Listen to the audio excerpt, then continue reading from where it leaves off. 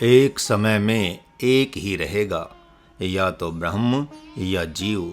जैसे या तो कोई सोएगा या जागेगा। जब जागृत में शरीर सोने लगेगा तब वह दृष्टा सपने में जागेगा, और जब सपने में सोएगा तब पुनः जागृत अवस्था में जागेगा। दृष्टा तो एक ही है, जबकि कर्ता तीन हैं, और तीनों कर्ता दृष्टा का ही आश्रय लेकर कर्ता कहला पाते हैं। आश्चर्य की बात है कि जागृत अवस्था सतोगुण का धर्म है। इस सतोगुण के धर्म में रजोगुण अपना काम करता है, चाहे यह लोक हो चाहे स्वप्न लोक हो। जब तमोगुण इस शरीर को सुला देता है तो रजोगुण ही स्वप्न दृष्टा की अध्यक्षता में सूक्ष्म शरीर के माध्यम से अपना काम करने लगता है, और तमोगुण जब सूक्ष्म शरीर को सुलाता है तो रजोगुण ही जागृत अवस्था और जागृत दृष्टा की अध्यक्षता में स्थूल शरीर के द्वारा अपना संपूर्ण कर्म करता रहता है। यहाँ पर यह भी जान लेना चाहिए कि रजोगुण, तमोगुण एवं सतोगुण एक औपचारिक भाषा है। यदि इस भाषा को हटा दिया जाए तो कर्ता को तो तीन प्रकार का सात्विक, राजस एवं तामस प्रारब्ध ही है। सुषुप्ति की बात महाराज नहीं कर रहा है, इसलिए कि वहाँ पर संपूर्ण वासनाओं मानो विश्राम कर रही होती हैं। दो बार वासनाएं विश्राम की स्थिति में होती हैं। एक बार दृष्टा जब ज्योतिर्मय समाधि में रहता है, तथा दूसरी बार जब सतोगुणी एवं रजोगुणी वासनाएं उसी में सिकुड़ सी जाती हैं, अर्थात निष्क्रिय सी हो जाती हैं, जिसे सुषुप्त अवस्था कहते हैं। अंतर इतना ही है कि जब दृष्टा एकमात्र ज्योतिर्मय समाधि से लौट कर आता है, वहाँ दृष्टा के लौटने की बात नहीं होती, बल्कि ज्योति ही उसमें विलीन हो जाती है, क्योंकि दृष्टा कहीं आता जाता नहीं है। दृष्टा रूप आत्मा में ही सत, रज, तम रूप तीनों वासनाएं बारी बारी से प्रकट होती रहती हैं। किंतु महाराज के पास सामान्य बुद्धि वालों को समझने के लिए दृष्टा के लिए ही आने जाने वाली भाषा का प्रयोग करना पड़ रहा है, तो वह ऐसा अनुभव करता है कि मैं प्रकाश बन गया था, वहाँ मेरे अलावा कोई था ही नहीं। जब वह स्वप्न लोक से लौट कर आता है तो कहता है मैं ही वहाँ कर्ता, कर्म, क्रिया बन गया था। किंतु जब सुषुप्ति लोक से आता है तो एकमात्र इतना ही कहता है कि आज तो मैंने कुछ देखा ही नहीं, इसलिए कि वहाँ एकमात्र वही अर्थात स्वयं दृष्टा ही रहता है। इसको फिर दूसरी भाषा में समझने का प्रयत्न करें। आकाश मानो दृष्टा की तरह है, और अंधकार, प्रकाश तथा बरसात ये ही तीन प्रकार के कर्ता हैं। बरसात होती रहती है, आकाश मानो देखता रहता है, यही रजोगुणी करता है। इसके उपरांत सूर्य द्वारा प्रकाश की बरसात होती रहती है, अर्थात प्रकाश बिखरता रहता है, यह सतोगुणी करता है। फिर सूर्य के छिप जाने के उपरांत पुनः अंधकार में बरसात प्रारंभ हो जाती है।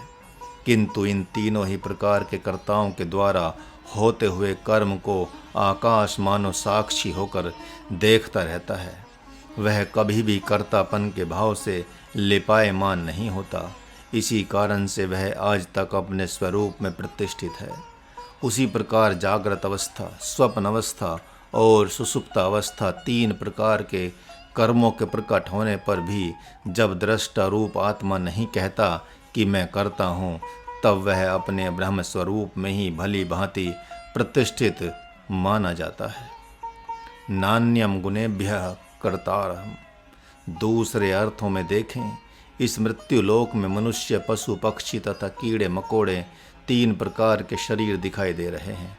वह दृष्टा समष्टि रूप होकर जब ऐसा समझता है कि मेरे संसार रूप विदाकाश में ये तीन प्रकार के प्राणी ही अपने अपने स्वाभाविक कर्म में प्रवृत्त हो रहे हैं, तब तो वह दृष्टा साक्षात निर्गुण निराकार ब्रह्म ही कहा जाता है।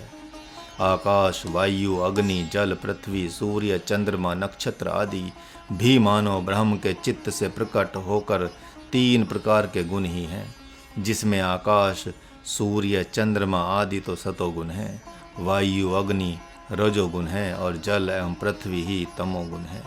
इन्हीं तीनों गुणों का विस्तार यह माया है, जिसमें मनुष्य, पशु पक्षी गंधर्व किन्नर नाग देवता तथा कीट पतंगे रूप 3 विचार हैं। इस प्रकार 3 गुण और 3 विचारों का कर्ता मैं निर्गुण निराकार ब्रह्म नहीं हूँ, बल्कि गुण ही गुणों में बरत रहे हैं। ऐसा समझते हुए वह तीनों गुणों का उल्लंघन कर ब्रह्म रूप ही हो जाता है। गुणा नेतान तीत्य त्रीन, इस प्रकार वह आत्मा शरीर से उत्पन्न हुए तीनों गुणों का उल्लंघन कर जन्म मृत्यु और वृद्धावस्था रूप दुख से भी मुक्त होकर अपने स्वरूप में प्रतिष्ठित हो जाता है। जहाँ यहाँ जन्म मृत्यु वृद्धावस्था से मुक्त हुआ पुरुष कहा गया है। इसका तात्पर्य है कि वह शरीर सहित जन्म मृत्यु जरा और वृद्धावस्था से उत्पन्न हुए सारे दुखों से अनासक्त हो जाता है। अनासक्त होते ही उसे अपने अमृतमय स्वरूप की अनुभूति होने लगती है। अच्छी प्रकार से इस गूढ़ात्मक विषय पर विचार करना चाहिए। ऊर्ध्वम गच्छन्ति से लेकर जन्म मृत्यु जरा दुखैर विमुक्त मृत्यम निशुनते, इन 3 मंत्रों में प्रभु ने इस आशय का महात्म्य बताया है। अतः एक बार थोड़े में इसका सारांश समझ लें। ऊर्ध्वलोक अर्थात संत लोक आश्रम में आप जाएंगे तो पूर्वाश्रम अर्थात गृहस्थ आश्रम के लिए सो जाएंगे, और यहाँ पर रहते हुए भी गृहस्थ आश्रम के विचार आएंगे तो संत आश्रम में रहते हुए भी यहाँ सोए हुए माने जाएंगे। यही नहीं, घर याद आते ही घर के गुण दोष प्रकट होने लगेंगे। स्वप्न लोक में जाते ही वहाँ के गुण दोष प्रकट हो जाते हैं। स्वप्न शरीर वहाँ पर समय की प्रतीक्षा नहीं करता। एक समय में कोई एक ही रहता है, 2 रहने पर मुक्ति नहीं होगी। समाधि में भी विचार आएगा तो समाधि टूट जाएगी। समाधिस्थ साधक इसको अच्छी प्रकार जानते हैं। आपको अपने स्वरूप में प्रतिष्ठित होने में नींद या विचार बाधा दे रहे हैं तो आप विचार करें कि ये साधक न बनकर बाधक क्यों बन गए। कहीं आश्रम में या जगत में किसी के प्रति दोष दर्शन तो नहीं हो गया। आगे बढ़ने पर बार बार सतोगुणी समाधि ही बाधा बनने लगे तो और भी विचार करना पड़ जाएगा। जब आप गुणों के अतिरिक्त किसी को भी करता देखते हैं तभी ये तीनों गुण बारी बारी से अपने में आसक्त करते रहते हैं। एक वाक्य से समाधि टूट जाती है, वैसे ही एक वाक्य यानी एक विचार से हाय मैं मर रहा हूँ आप मर जाते हैं, और ऐसे ही एक ही वाक्य से पुनः जन्म हो जाता है। अंधे का अंधा होता है। इस एक वाक्य से ही दुर्योधन द्रौपदी के लिए अंधा हो गया और संपूर्ण जगत के सामने उसे नग्न करना चाहा। सन 1976 ईस्वी में महाराज के साथ एक साधक रहता था। 6 महीने रहते हुए हो गए थे, उसके बड़े भाई को डकैतों ने मार डाला। वह समाचार सुनकर मोह से अति विकल हो गया। उसने कहा, आप मुझे एक बार दिखा दें कि वे किस योनि में गए हैं। महाराज ने कहा, तुमने 6 महीने पहले कहा था कि मैं घर तब लौटूंगा जब आप बता देंगे कि ये लोग मेरे लगते कौन हैं, और आज तुम ही कह रहे हो कि किस योनि में गए हैं। आप बता दें, मेरा मन अति व्याकुल हो रहा है। 6 महीने पहले वाले तुम हो या तुम इन लोगों के भाई बांधव हो। अंततो गत्वा उसके उस मोहरूप दोस्त ने महाराज के माध्यम से ही उसे घर भेज दिया। उसके उपरांत वह महाराज के पास 16 वर्ष के बाद आया। अतः इस निर्विकार साधना में सावधान होकर रहना, क्योंकि प्रमाद ही मृत्यु है। यदि प्रमाद न हो तो साधक हर रोज नहीं मरता जीता। यदि वह जान गया कि तीनों गुण ही अहर्निश करता है तो अपने स्वरूप से विचलित नहीं होता। शोक संताप से यदि भर गया तो मर गया। गहरी श्वास ले रहा है सद्गुरु से ज्ञान सुनने के उपरांत भी तो वह मर गया। मैं शरीर नहीं हूँ इस भाव से जी गया और मैं शरीर ही हूँ इस भाव से मर गया। मन में व्यथा होने से रक्तचाप हो ही जाता है, ये तो सभी जानते ही हैं। यदि साधक लंबे काल तक सतोगुण से उत्पन्न होने वाली समाधि में ही आसक्त हो जाता है तब ब्रह्म चिंतन नहीं होता। दो समय में चिंतन नहीं होता। पहला नींद, आलस्य, प्रमाद जब बढ़ जाते हैं तब, और दूसरा सतोगुनी ध्यान और समाधि लग जाती है तब। 14वें अध्याय का यह ज्ञान परम ज्ञान है, क्योंकि आत्मचिंतन में साधना बुद्धि से प्रारंभ होती है तथा अन्य साधनाएं जप, तप, ध्यान तथा योग आदि तन मन से प्रारंभ होती हैं। जिसने तन मन की साधना को भली भांति करके सद्गुरु को प्राप्त कर लिया है, उसकी इस परम ज्ञान के द्वारा ही अपने स्वरूप में प्रतिष्ठा तत्काल हो जाती है। यदि आप ध्यान और समाधि चाहते हैं तो आप भी सकामी ही हैं। आपने सुना कि ध्यान एवं समाधि में बड़ा आनंद है, और चल दिए सद्गुरु के पास, तो वह सद्गुरु आपको ध्यान व ज्योतिर्मय समाधि देने में समर्थ तो हो जाएगा, सार्थक तो हो जाएगा, लेकिन आपको आत्मज्ञान नहीं दे पाएगा जब तक कि आप उस समाधि से विरत नहीं होते। फिर तो उस समाधि का आनंद है क्या, जिसमें आसक्त होकर साधक भगवान को ही भूल जाता है। ऐसा प्रश्न खड़ा हो जाता है। इसका उत्तर है कि प्रथम सुख तो वीर्य ऊर्ध्वगामी होने के कारण से जो दिव्य स्पर्श होता है, वही 24 घंटे बना रहने से साधक आगे की नहीं सोच पाता। इसको पुनः स्पष्ट किया जाता है। अंत शरीर का इस स्थूल शरीर के साथ स्पर्श होता है, तो वीर्य पतन के समय जो आनंद होता है वही आनंद 24 घंटे बना रहता है। वीर्य पतन के समय अपान वायु का मुख नीचे रहता है, अतः एक अंश कुंडलिनी शक्ति से मन टकराता है। उस अवस्था में वीर्य का और मूलाधार चक्र का स्पर्श होता है, तो वीर्य का पतन हो जाता है। अब ध्यान में क्या स्थिति होती है उसे भी जान लें। जब मन भ्रुकुटी में अथवा किसी चक्र में या भगवान के नाम में केंद्रित होता है, तो अपान वायु के ऊर्ध्वगामी होने से वीर्य भी ऊर्ध्वगामी होने लगता है। उस समय वह मूलाधार, स्वादिष्ठान, मणिपुर, अनाहत, विशुद्ध, आज्ञा तथा सहस्त्रार चक्रों के स्पर्श के साथ असंख्य गुना आनंद देता हुआ ज्योतिर्मय होता रहता है। वह सदा रहने वाला आनंद भी, जो शरीरगत ही है, आगे नहीं बढ़ने देता। साधक इसी को बड़ी उपलब्धि मान लेता है, क्योंकि उस अवस्था में विचार निष्क्रिय हो जाते हैं और ज्योतिर्मय समाधि हठात लग जाती है। उस अवस्था में तो जागृत अवस्था के आनंद से असंख्य गुना आनंद उस ज्योतिर्मय समाधि में मिलता है। अतः साधक सांसारिक उत्पातों से बचकर उसी समाधि में मानो छिपा रहता है। वह सतोगुनी संभोग कहलाता है। सुषुप्ति अवस्था का आनंद तमोगुनी संभोग है और स्त्री प्रसंग रजोगुनी संभोग है। आगे चलकर तो ज्योतिर्मय समाधि भी संकल्पवत हो जाती है। जब साधक चाहता है तब आ जाती है। ये जितनी भी सतोगुनी समाधियां हैं, अविद्या के ही स्तर हैं। निर्गुण निराकार ब्रह्म के उपासक के पास ये बलात् इसलिए आ जाती हैं कि सर्वप्रथम उसने ध्यान एवं समाधि ही चाहा है। अब कोई साधक कहता है कि आत्मज्ञान क्यों नहीं हो रहा है, तो उसको जानना चाहिए कि आत्मज्ञान के लिए तो उसने योग, जप, तप किया नहीं है। अब यदि भगवान चाहिए तो वह समझना होगा कि ज्योतिर्मय समाधि भी गुणकृत ही है। जब उससे अनासक्त होकर अहर्निश ब्रह्म चिंतन करेगा, तब आत्मज्ञान होगा, अर्थात अपने स्वरूप में प्रतिष्ठा होगी। इसी को देखते हुए भगवती मीरा ने सकाम, जप, तप, योग पर मधुर व्यंग किया है। भजु मन चरण कमल अविनाशी, जोगी होय जुगति नहीं जानी, उलटी जन्म फिर आसी। भजु मन चरण कमल अविनाशी।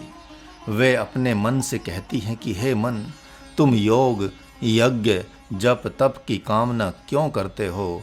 क्योंकि यह तो योगियों की सकाम साधना है। तुम प्रभु को क्यों नहीं चाहते?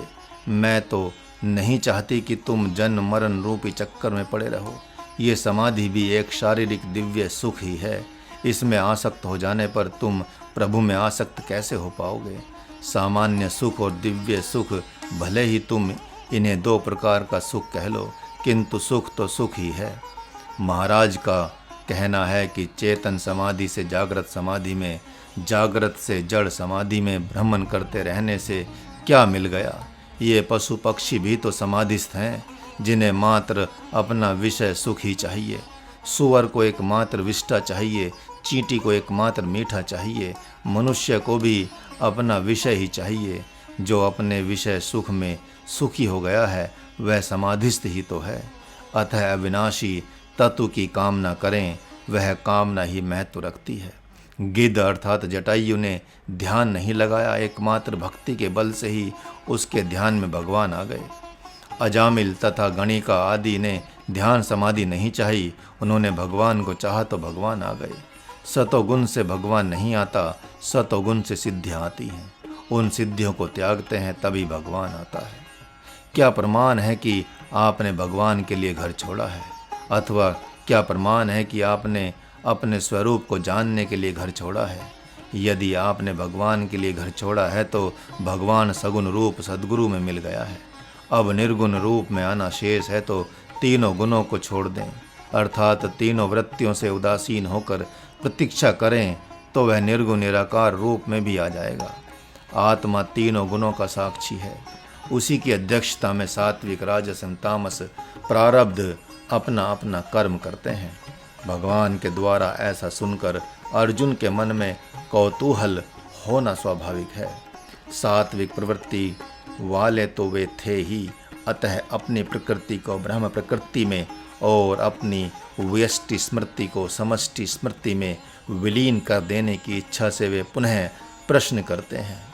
अर्जुन उवाच, हे प्रभु, किस उपाय से पुरुष तीनों गुणों से अतीत होकर अपने स्वरूप में प्रतिष्ठित हो जाता है तथा वह गुणातीत हो गया, इसका लक्षण क्या है एवं जगत में उसका व्यवहार कैसा होता है?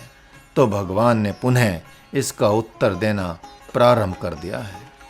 श्री भगवान वाच, जब पुरुष सतोगुण का कार्य प्रकाश, रजोगुण का कार्य मोह तथा तमोगुण का कार्य नींद, आलस्य, प्रमाद के प्रकट होने पर द्वेष नहीं करता तथा उनके निवृत्त होने पर पुनः उनकी चाहना नहीं करता, बल्कि तीनों गुणों से चलायमान न होकर उदासीन बना रहता है, वह समझता है कि गुण ही गुणों में बरत रहे हैं तो वह गुणातीत कहा जाता है।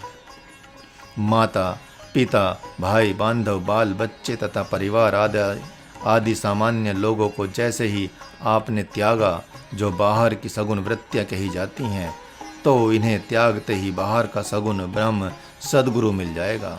और अब भीतर के सगुण ब्रह्म, जिसे अपर ब्रह्म भी कहते हैं, काम, क्रोध, लोभ, मोह आदि को त्याग दिया तो निर्गुण ब्रह्म मिल जाएगा।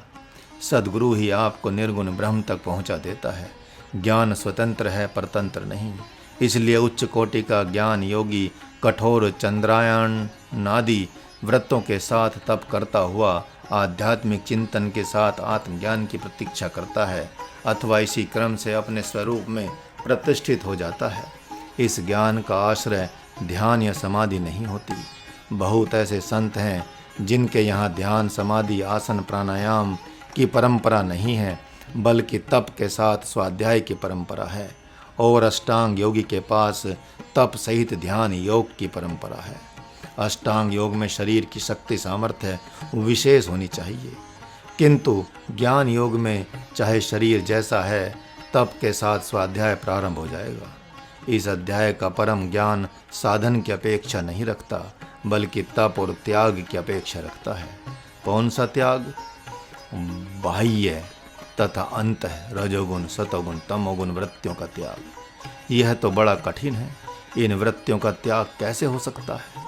नींद आएगी ही, भूख प्यास लगेगी ही, लोग सामने दिखेंगे ही, तथा बहुत काल ध्यान समाधि का अभ्यास हो गया है तो ध्यान समाधि आएगी ही आएगी।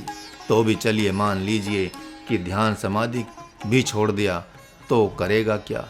यही प्रश्न चेतन समाधि में आसक्त चित्त वाले अवधेशानंद का भी है।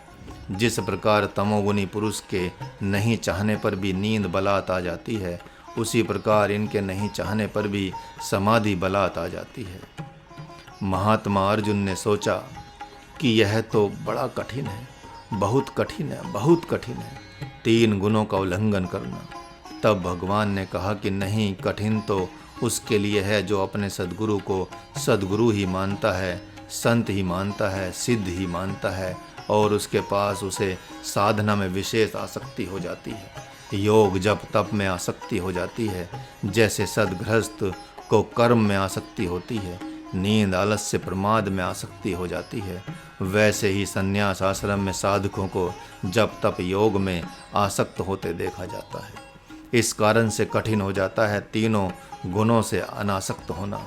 यदि उसमें आसक्त न हो और अपनी साधना को गौण समझे, प्रधान न समझे, तब तीनों गुणों का पार करना कठिन नहीं है। गुरु भक्त तो साधना कर रहा है, लेकिन साधना से मानो वह खेल रहा है। सद्गुरु ने जब बता दिया तो जप से खेल रहा है, अर्थात अहर्निश वह जप कर रहा है, लेकिन जान रहा है कि सद्गुरु का यह कहना यह एक बहाना है। आत्मज्ञान देना तो इन्हीं को है, लेकिन चूंकि आज्ञा पालन करना है इसलिए प्रमाद रहित हो जाएगा और वह जप तप योग से दिनों रात खेलेगा, अर्थात अहर्निश जप तप योग में लगा रहेगा। लेकिन वह समझेगा कि यह बहाना है। सद्गुरु की कृपा जिस दिन हो जाए उसी दिन अपने स्वरूप की प्रतिष्ठा हो जाएगी। अतः उसके लिए कठिन नहीं है गुणों के पार जाना। लेकिन जो ऐसा मानता है कि जप से तप से योग से आत्मज्ञान प्राप्त होता है, उसके लिए निर्गुण निराकार साधना ही क्या, सगुण साकार साधना भी कठिन हो जाती है। महात्मा अर्जुन के पास भगवान मानो कहना चाहते हैं कि जहाँ से पेट समाप्त होता है वहाँ से पीठ प्रारंभ होती है, जहाँ पीठ समाप्त होती है वहीं से पेट प्रारंभ होता है। वैसे ही जहाँ सगुण साकार साधना समाप्त होती है वहीं पर निर्गुण निराकार में प्रवेश मिल जाता है। जहाँ निर्गुण निराकार का बोध होता है वहीं उसमें सगुण साकारता की शक्ति प्राप्त हो जाती है। वही साधक ब्रह्मा विष्णु महेश की शक्ति से संपन्न होकर, अर्थात ब्राह्मी वैष्णवी शैवी शक्ति से संपन्न होकर जगत का उद्धार करते देखा जाता है, अर्थात अपने शरणागतों का उद्धार करता रहता है।